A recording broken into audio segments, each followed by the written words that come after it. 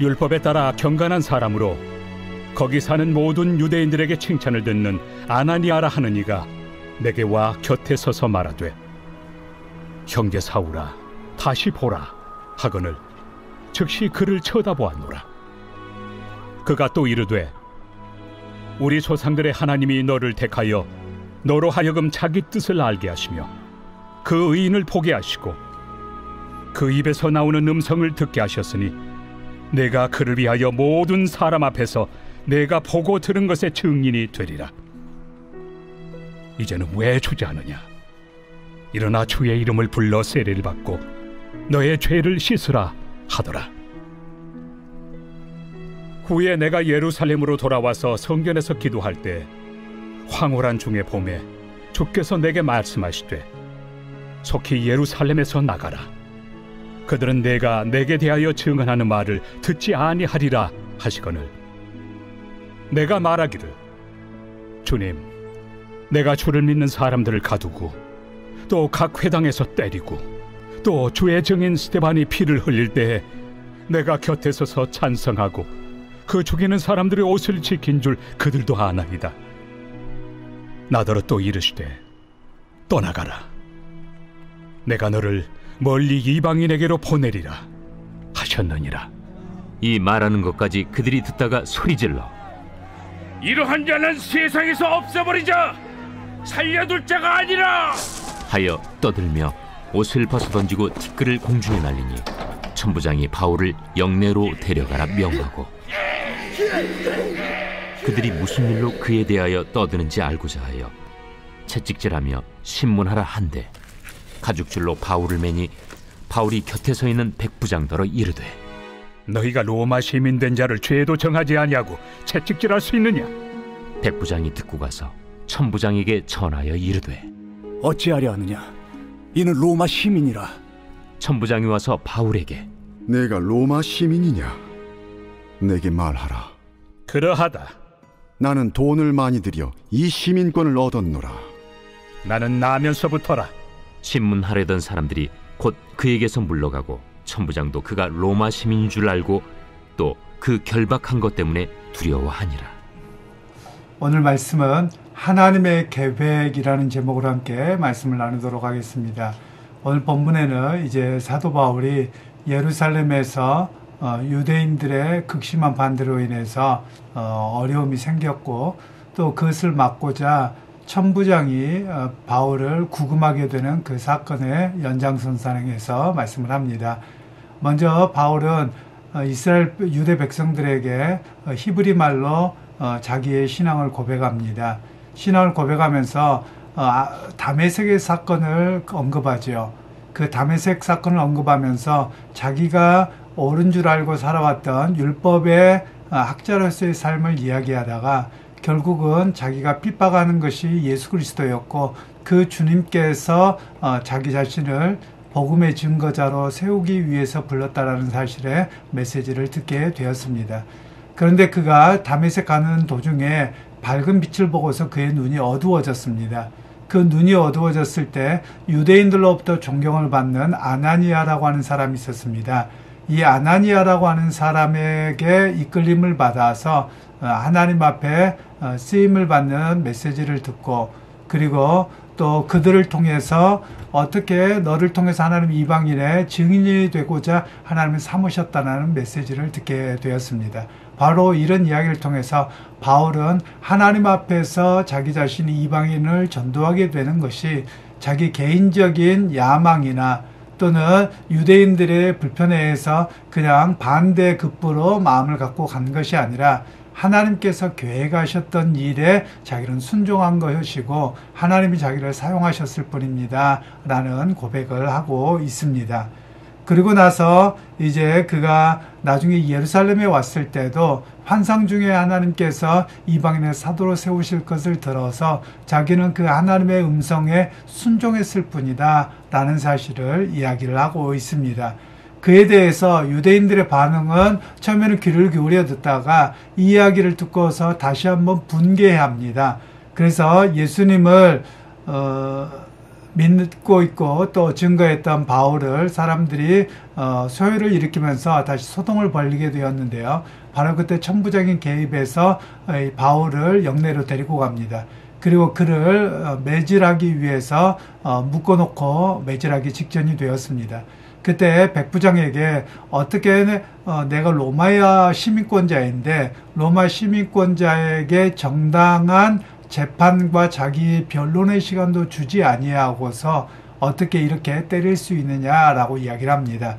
그래서 그 소리에 깜짝 놀라서 백부장이 천부장에게 보고하고 천부장이 와서 자기 자신은 많은 돈을 주고 로마 시민권을 샀다라고 하면서 네가 정말이냐라고 이야기할 때 바울은 나는 나면서부터 로마의 시민권자가 되었다라고 이야기합니다.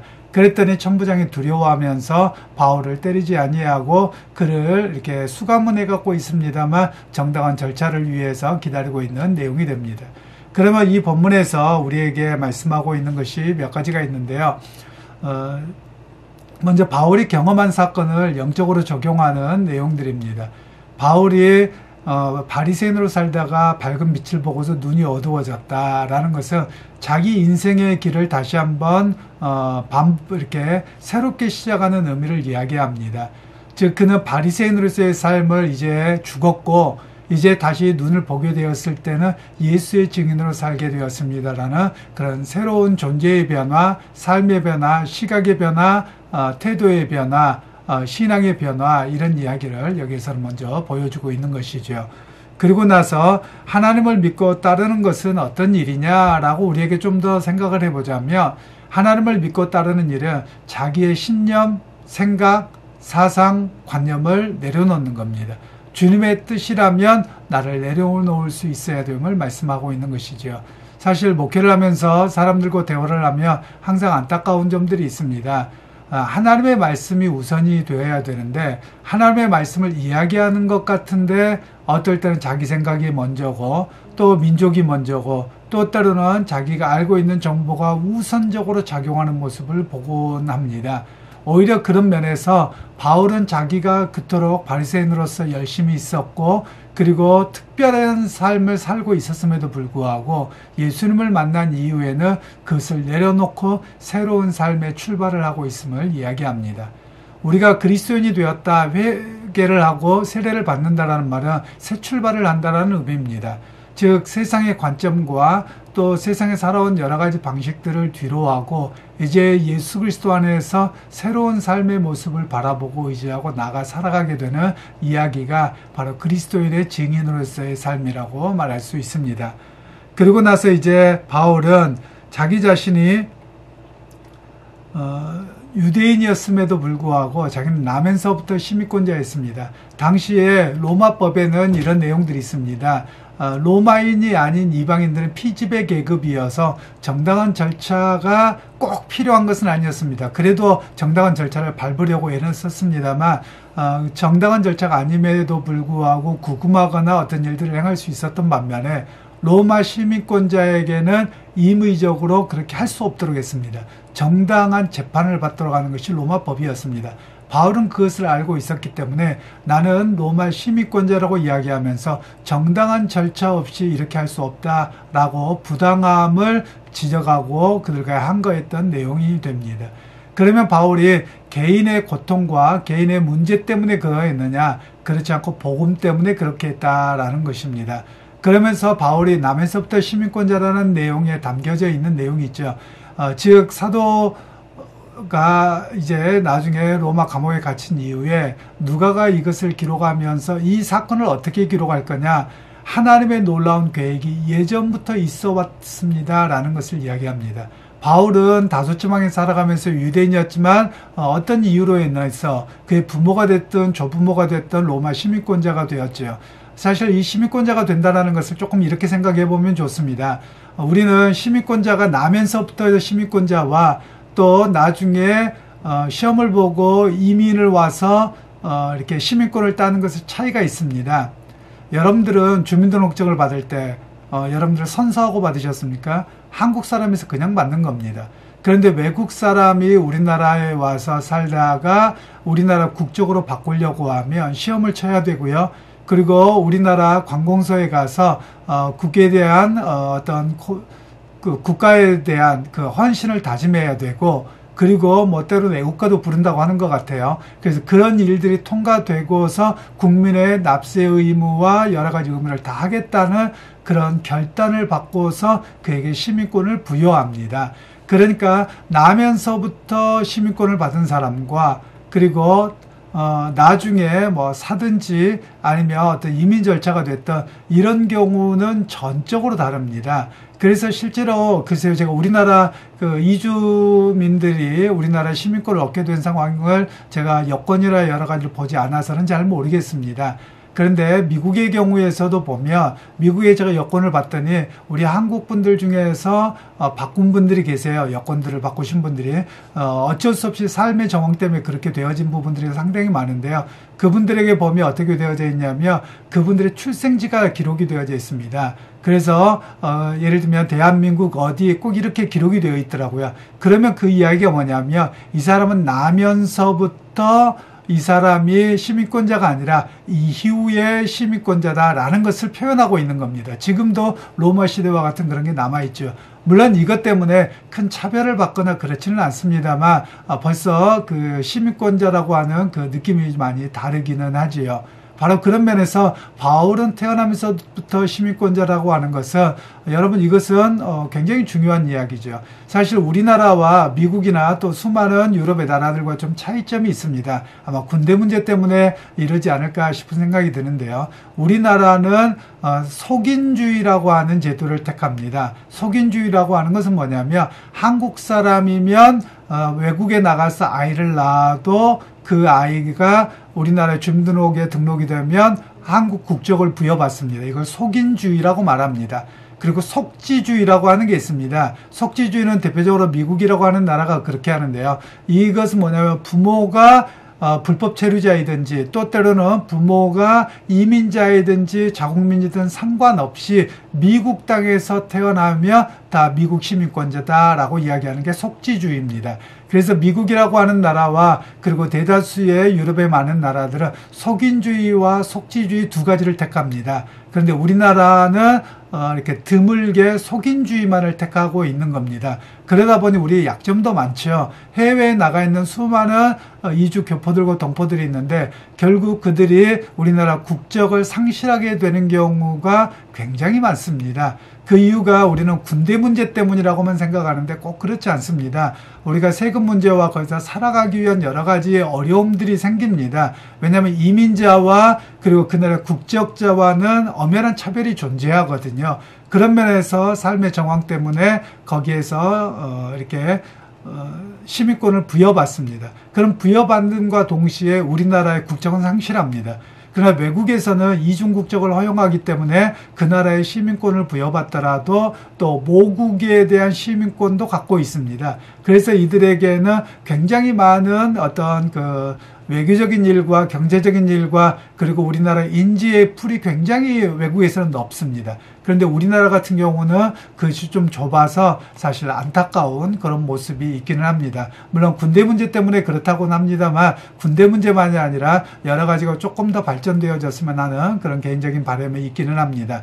오늘 유대인들도 마찬가지입니다. 유대인들은 그들의 율법을 따라 살아가고 어머니가 유대인이라면 유대인으로 살아갑니다. 비록 그들이 유대의 여권을 갖고 있지 않더라도 그들이 로마 시민권자였더라도 그러더라라는 겁니다.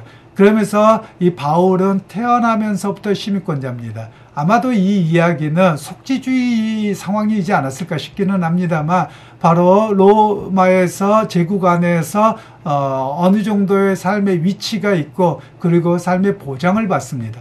그 나라의 시민권을 가지고 있다는 것은요, 굉장한 뭐라고 할까요? 자부심도 우리가 크게 막 이렇게 외국이나 나가야지 느끼지, 국가 안에 있을 땐 잘 못 느끼거든요.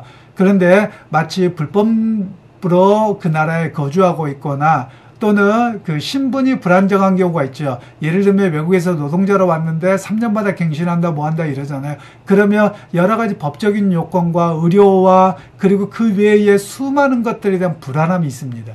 그런데 시민권자가 되면 굉장히 편안합니다. 왜냐하면 모두가 누릴 수 있거든요. 투표도 할 수도 있고요. 의료보험과 그리고 수많은 것들을 다 함께 할 수 있는 거예요. 그런 면에서 나면서부터 시민권이라고 하는 것은 굉장하게 어떤 그 자부심 내지는 어떤 그런 것들을 가질 수 있는 겁니다. 그래서 오늘 성경에서는 바울은 나면서부터 로마 시민권자였다라는 것을 강조합니다. 그런데 바울이 그 어떤 로마 시민권자가 된 것 그 자체를 자랑하는 것은 아니고요. 오늘 누가를 통해서 복음이 기록되어지면서 어떤 이야기를 하고 있느냐면 하나님의 계획은 이런 것까지도 사용하셨고 오래전부터 하나님의 계획 속에 있었던 것입니다. 라는 것을 말씀하고 계시는 겁니다. 그래서 오늘 본문은 우리에게 이렇게 적용합니다. 우리는 어떨 때는 이 삶의 자리, 정황, 때로는 힘들고 어려워서 왜 내가 힘들어야 되나요? 라고 이야기할 수도 있을 겁니다. 그런데 하나님의 커다란 계획 속에서 보면 지금 내가 이 자리에 있는 것이 하나님의 놀라운 계획이었습니다. 이 자리까지 세워지게 한 거, 또 이 자리에서 사명을 감당하고 이 가정에 있고 또 삶의 터전에 있는 거 하나님의 계획하심이었습니다. 하나님께서 때를 따라서 나를 사용하시기 위한 하나님의 계획 속에 있었던 것입니다. 라는 고백이 이루어지도록 우리에게 말씀하고 있는 것입니다. 그러게 여러분 오늘 우리도 마찬가지입니다. 사실 우리가 한국 사람인 거 자랑스러워해도 될 것 같습니다. 왜 그런가 하면 과거에는 경제적으로 좀 어려웠고 세계에서 알아주지 않았습니다. 그런데 지금은 세계에서 굉장히 알아주는 나라가 됐습니다. 그래서 자랑스럽기도 하죠. 그런데 왜 하나님께서 이 시대에 그렇게 하셨을까를 생각해 봅니다. 수많은 선교사님들과 교회는 그런 이야기를 합니다. 한류 열풍으로 인해서 우리가 경제가 좋아졌다. 그거는 일반 사람들이 할 수 있는 이야기고요. 우리 그리스도인들은 어떤 이야기를 하냐. 한류로 인해서 복음을 전하는데 하나님이 길을 닦아 놓으셨다라고 고백합니다. 한류로 인해서 어디를 가든지 한국 사람을 좋아합니다. 저도 외국에 나갔을 때 또 생활할 때 보면 어느 지역에서 우리한테 한국 사람이라고 물어봅니다. 그러면 젊은 어린 아이들 또 여자아이들 청년들이 마치 우리를 연예인처럼 여기더라고요. 그러면서 사진 한 번만 찍어달라고. 그런데 얼마나 좋아하는지 모릅니다. 그러면 그들에게 접근하기가 쉽죠. 일반적으로는 그들이 우리에게 호감 갖지 않습니다. 예수 믿으라고 말하기 어렵습니다. 그런데 그들이 우리에게 호감을 갖기 때문에 복음을 전하기가 훨씬 더 수월해진 그런 상황이 지금 현재 일어나고 있습니다. 그런 면에서 보면 하나님께서도 이 한류 열풍을 통해서 당신의 복음의 선교 역사를 사용하고 계시다라는 겁니다. 우리가 그런 하나님의 역사하시는 그런 세계를 운행하시는 방법들을 좀 볼 수 있어야 됨을 오늘 성경에서는 말씀하고 있습니다.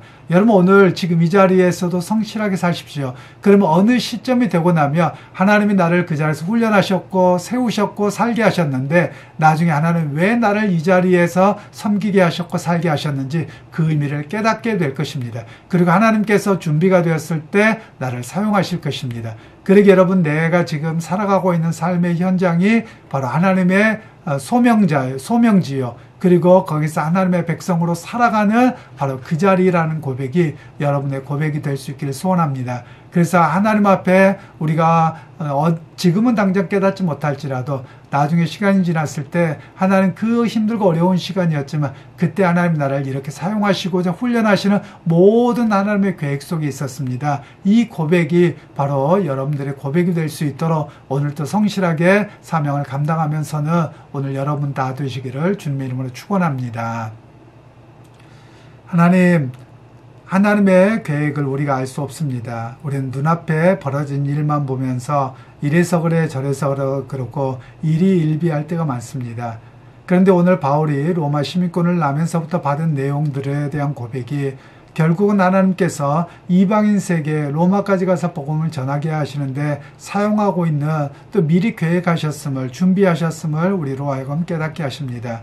하나님 오늘 또 내게 주어진 삶에서 성실하게 감당할 때 나중에 시간이 지나 보면 지금 힘들고 어려운 시간이더라도 성실하게 감당하는 것이 바로 하나님이 나를 세우고자 하심이었고 복음의 역사를 위해서 우리를 그렇게 훈련한 시간이었습니다. 이런 고백이 되도록 하나님 오늘 또 우리에게 주신 삶을 성실하게 감당하게 하옵소서. 예수님의 이름으로 기도하옵나이다.